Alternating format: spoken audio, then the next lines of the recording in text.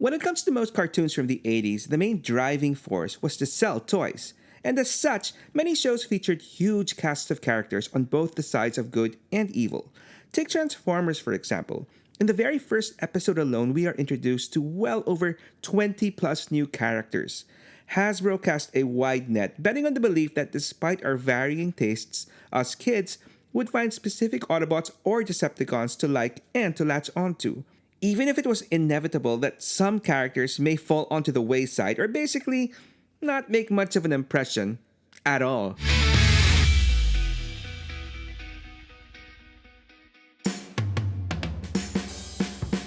The original cast of Autobots from the Transformers Generation 1 cartoon are quite the mixed bag of characters. You could tell that there were some Autobots who were pretty much designed to be fan favorites from the start, and others that were, well, harder to like. And then there were some that, for whatever reason, didn't elicit any positive or negative reactions for the kiddies. And for me, that bot would be Wheeljack. Wheeljack? Yeah, I know, for many that may seem like an odd choice given that he holds the distinction and honor of being the very first Transformer that we see on the TV screen ever, and is involved in the very first action sequence as he and Bumblebee race through the streets of Cybertron being pursued by Decepticon Tetrajets. Visually, Wheeljack's design also stood out, with his horizontally lined mask that made him kinda look like a mummy, three-finned top, and for a lack of a better word, ear extensions that lit up when he talked. And his voice was pretty distinct as well, with his New York Italian-ish accent voiced by Chris Latta, aka the man behind other iconic cartoon voices like Starscream and Cobra Commander. Wheeljack also transformed into a very unique and stylish race car from the late 70s and 80s, the Lancia Stratos Turbo, decked out in bright red and green deco based on the Italian airline race sponsor Alitalia. So yeah, given all that, I think it's pretty fair to assume that Wheeljack was meant to be one of the favorites from the start. But for some reason, I don't know, for me he just fell flat. To be honest, the whole three-finned head, mummy mask, and light-up ears thing was a bit too much in my opinion. And while definitely unique, the Lancia Stratos car wasn't much of a hit for me either. Let's not even talk about that Cybertronian box mode he converted into in the first episode. But ultimately, what really clinched it for me, I think, was his toy, which I never really had as a kid but didn't care for really given its way off proportions thanks to its extremely long gorilla arms, which bothered me even back then. And while classic Wheeljack design has the mask running across his mouth, the original head sculpt had those stripes actually going straight across his entire face, which may seem cool to some, but for me, gave him a lifeless zero personality vibe. And speaking of his toy, which was originally part of Takara's pre-Transformers toy line Diaclone, I think it's worth mentioning that while recolors were pretty much par for the course with most of his fellow Carbots, the toy that would eventually become Wheeljack was also released with a new retooled head as well, and a new sponsor, the tobacco company, Marlboro. I actually turned this distinct Diaclone retool into my own Transformers character called Breakout. Eventually though, it was officially brought into the Transformers universe as the Decepticon Exhaust. But yeah, sorry, that was a bit of a breakout from the original subject of this story, so back to Wheeljack. Actually, now that I think about it, the original toy of my favorite Autobot, Sunstreaker, sported very similar design elements with Wheeljack, including bad proportions, big ears, and nearly identical engineering with the car roof transforming to the robot's chest and the car front splitting up into the feet. But for what it's worth, I was a huge fan of Sunstreaker's Lamborghini alt mode, and the whole Jet Judo twin dynamic he had with his Lambros Sideswipe, who both served as Autobot warriors, which sounded a whole lot cooler than Wheeljack's official designation as a mechanical engineer. Two words that flew way over my 8-year-old brain. Anyway, even if Wheeljack wasn't much of a major player in the original cartoon or comics, and by that I mean no episodes or story arcs directly revolved around him, from what I can recall at least, he's best known for all the numerous inventions he's cooked up for the Autobots to varying degrees of success. From his intimidating shock blast cannon that literally shocked him by blowing up in his face. Maybe that would have explained the whole facial bandaged up look. Sorry. Anyway, an immobilizer that would literally stop foes and friends in their tracks. and Dominator discs that he used in an attempt to gain control of the Decepticon combiner, Devastator. And these are just the tip of the iceberg, as what he's probably best known for is building the Dinobots and bringing them to life like a true mad scientist, which is how writer Bob Budiansky basically described him in his original tech spec. Oh well, at least he didn't Frankenstein an entirely new Autobot out of scrapped and throwaway parts. Oh wait. Actually, to be fair, Autobot X was built by their human ally Sparkplug, although Wheeljack did create a mind transference device that allowed an injured Spike's mind to be transferred to the Frankenstein Autobot while his real body was being operated on. Wheeljack is also involved with helping Alpha Trion create the Autobot subteam, the Aerial Bots. But aside from the whole inventor shtick, one other aspect often overlooked in Wheeljack's tech spec is that he is also identified as one of the best drivers of the team and loves to show off his car stunts almost as much as his inventions. Unfortunately though, his expert driving wasn't enough to save him from getting squashed by the Decepticon Motormaster, who was leading his team of Stunticons on an Autobot hunt during a Trans-Europe Express race. To be fair though, Wheeljack did manage to last a little bit longer than most of his fellow Autobot racers. And ultimately, none of his inventions or expert driving were able to save him from death in the 1986 Transformers movie, where he is killed off-screen during the Battle of Autobot City. Very early on in the movie, his dead body is shown amongst the wreckage. Funnily enough though, his death wasn't in the original script, as it was his fellow Autobot Smokescreen who was supposed to be shown unalived. In fact, early drafts had Wheeljack taking on a supporting role, leading a small Autobot force on Earth against the Decepticons. This subplot was eventually dropped though, which might have been for the best, as he was also portrayed as a sorta He-Man woman hater against the She-Bot RC. To be fair though, he eventually gets over it and makes peace with her, and it's even implied that they start a relationship. But yeah, none of that happens, and so Wheeljack dies. In the comics, it's actually more of the same for Wheeljack. While he doesn't create the Dinobots, he still gets credit for the Aerial Bots. And I could be wrong, but yeah, he supposedly had a hand in building the Protectobots as well. And while his origin in the original Marvel comics is pretty similar to the cartoon, the UK Transformers comics actually added more to Wheeljack's story before crashing onto Earth. Way back in the early Cybertronian Civil War, Wheeljack was a member of a small strike team called the Magnificent Six, alongside fellow Autobots Jazz, Inferno, Sunstreaker, Prowl, and Stampede?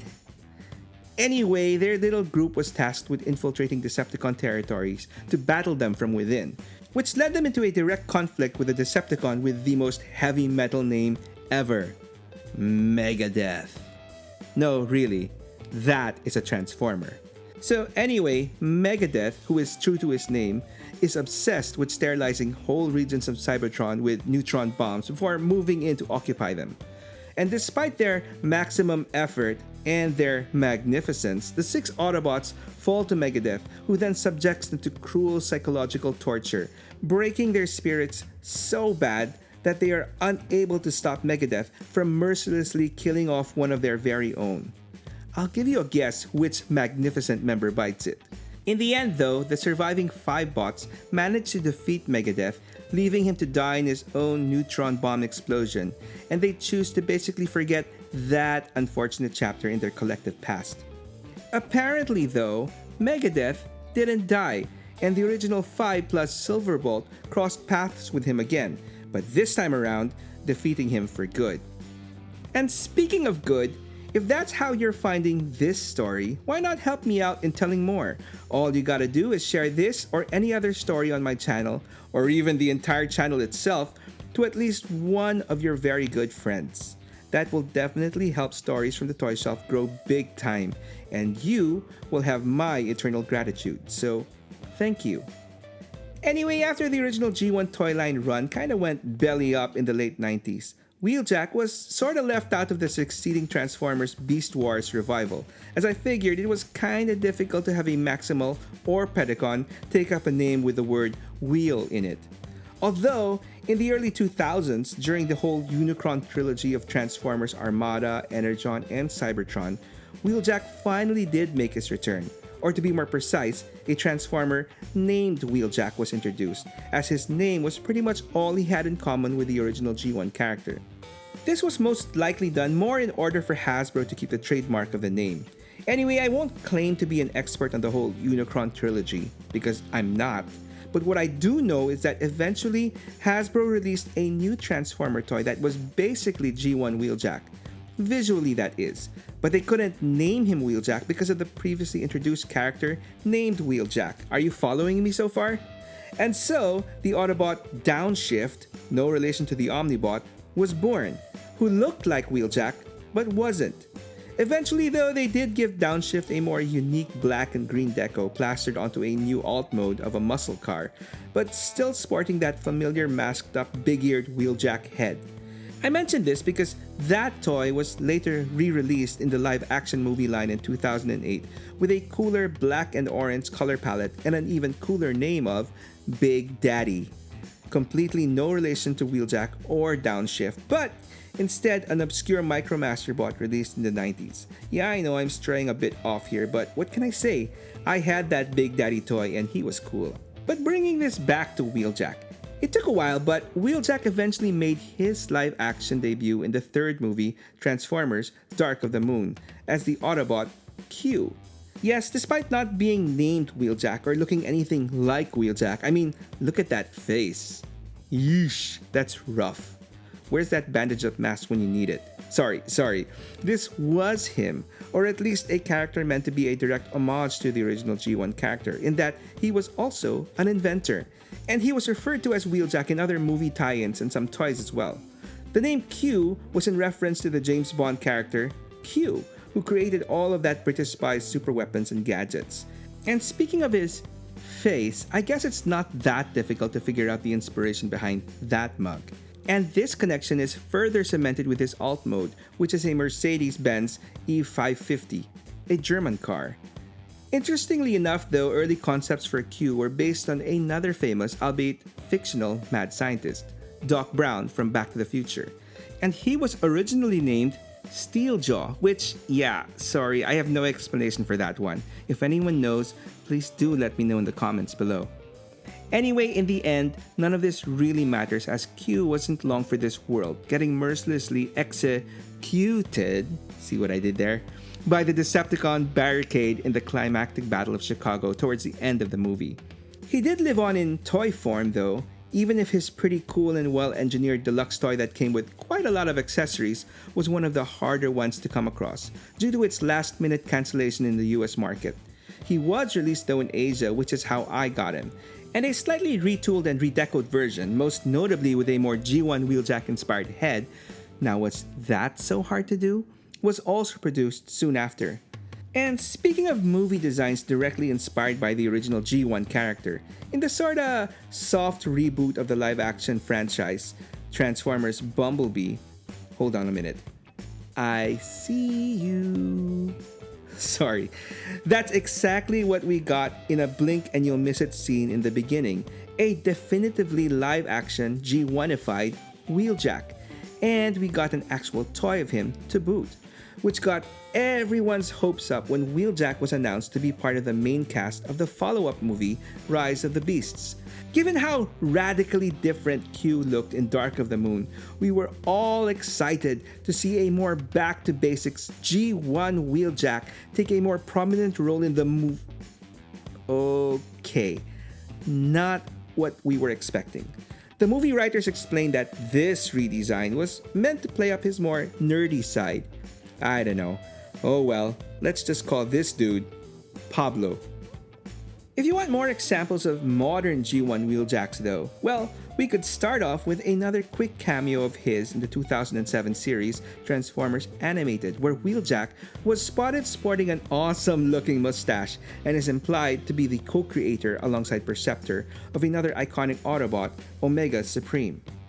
But for a more meatier Wheeljack, you'd have to wait a little bit longer with 2010's Transformers Prime, where while not part of the main cast, Wheeljack was featured as a prominent reoccurring character. Although this time around, his whole inventor mad scientist character is majorly played down, and in its place, we get a grizzled and grim dual sword wielding warrior.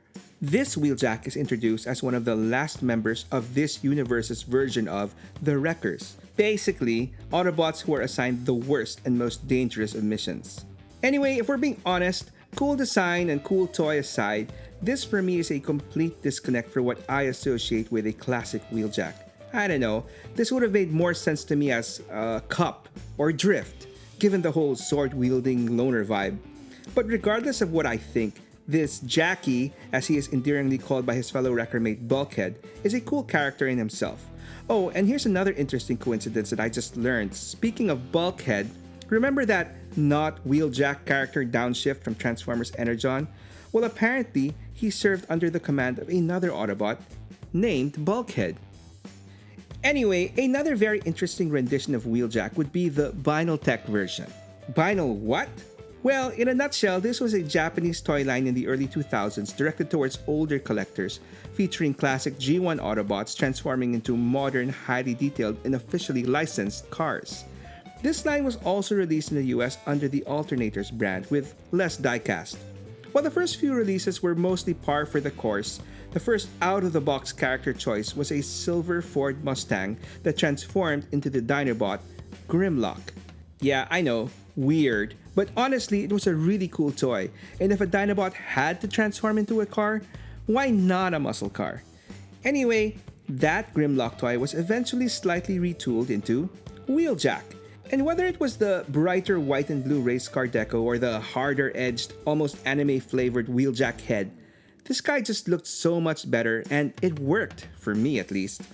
Now, while it may seem weird to have the mad scientist reimagined into a bulked-up muscle car, if you think about it, why wouldn't a mad scientist cook up a bulked-up new body for himself?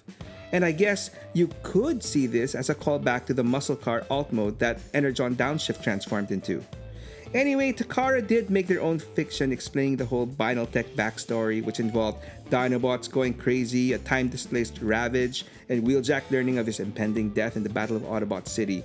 But I'll be honest with you, it's not worth the effort to expound upon in my book. All I cared about was seeing Wheeljack all jacked up was awesome. Not as awesome, but still pretty cool would be Generations Wheeljack that we got in 2011.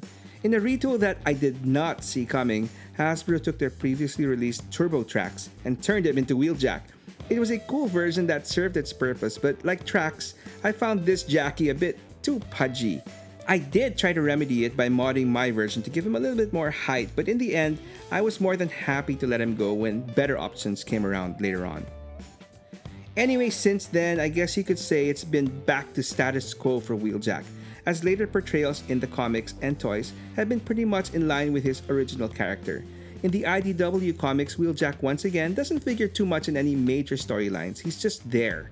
He's part of Prowl's original infiltration team that kicks off the whole IDW story, and he does take part in the whole rebuilding of Cybertron after the Great War, playing the supporting role to bigger characters like Starscream and Bumblebee.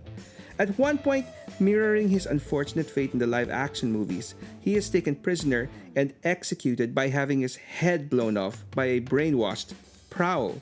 Another parallel to Q's executioner, the evil version of Prowl, Barricade. Fortunately though, this time around, Wheeljack survives, rescued ironically by Starscream, who later on secretly revives him and gives him the task of rebuilding Superion, who had been literally ripped in half by Devastator. How's that for another callback? In the end though, IDW Wheeljack met his end in possibly the most noble of ways, sacrificing himself in order to save the majority of the population of a planet called Elonia by space bridging them all to safety onto Cybertron before their planet is consumed by Unicron, along with Wheeljack, who apparently had to stay behind to keep his machine running. I guess you could say that this version of Wheeljack was immortalized in a rather uninspired retool of the Stunticon Breakdown from 2016's Combiner Wars toy line. Fortunately, we would get an arguably better one in 2020 with Earthrise Wheeljack, and a definitely much more boxy version in 2024's Origins Wheeljack, which has him transforming into that Cybertronian box alt mode from that very first episode 40 years ago. So yeah, we'll give that clunker a pass for nostalgia's sake. Ultimately though, you really can't go wrong with the masterpiece version of Wheeljack, which was released 10 years ago. Crazy. Despite its age, it still holds up in my opinion as one of the better masterpiece Transformers to date. I think the fact that we have not seen any other third-party company come up with their own version of a masterpiece Jackie is a testament to that. And here's an interesting tidbit. Did you know that despite coming with a masked face, Masterpiece Wheeljack actually has a face underneath? All you gotta do is undo a little screw and you get... Ugh. Just kidding. Voila! Mustachioed Wheeljack. So I guess that's canon now. Oh, and just for good measure, remember Wheeljack's bad brother from another mother, Exhaust? Well, he got the Chug and Masterpiece treatment too. So anyway, if you're not yet exhausted over all this Transformers talk, why not check out other stories from my channel? Like the one about this combiner who in many iterations owes its creation and survival to Wheeljack. Or if combiners aren't your thing, you can check out other Transformers stuff over here. Either way, thanks for watching, and I hope you come back for more.